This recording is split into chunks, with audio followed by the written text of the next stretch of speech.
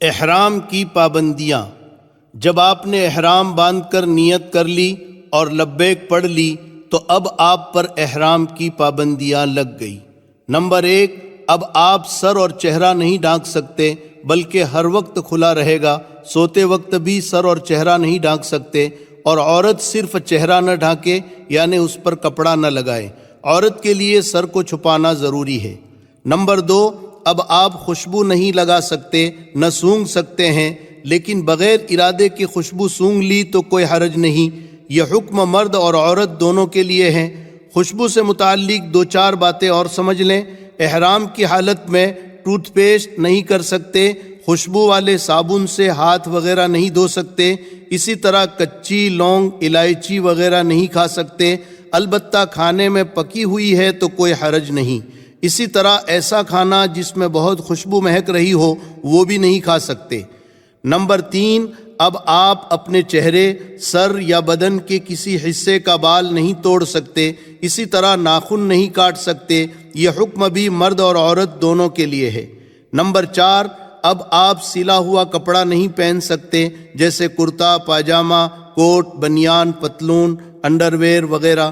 یہ حکم صرف مردوں کے لیے ہے۔ نمبر 5، اب آپ نہ بیوی سے صحبت کر سکتے ہیں، نہ میاں بیوی کے تعلقات والی باتیں کر سکتے ہیں۔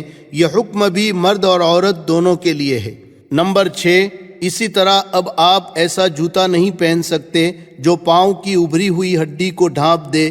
جوتا بوٹ نہ پہنے، سلیپر یا اس جیسی چپل پہنے۔ یہ حکم صرف مردوں کے لیے ہے۔ نمبر 7، اب آپ حرم کی گھاس، پودا یا درخت کی ٹہنی نہیں توڑ سکتے۔ یہ حکم مرد اور عورت دونوں کے لیے ہے، چاہے احرام میں ہوں یا نہ ہوں۔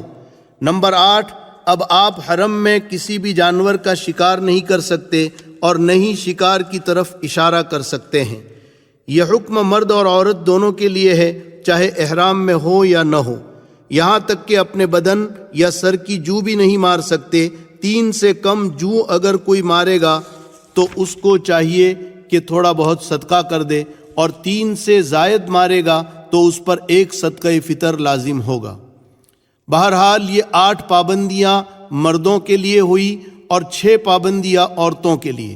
ان پابندیوں کے خلاف کرنے میں بعض صورتوں میں دم، اور بعض صورتوں میں صدقہ فطر، اور بعض صورتوں میں تھوڑا بہت صدقہ واجب ہوتا ہے۔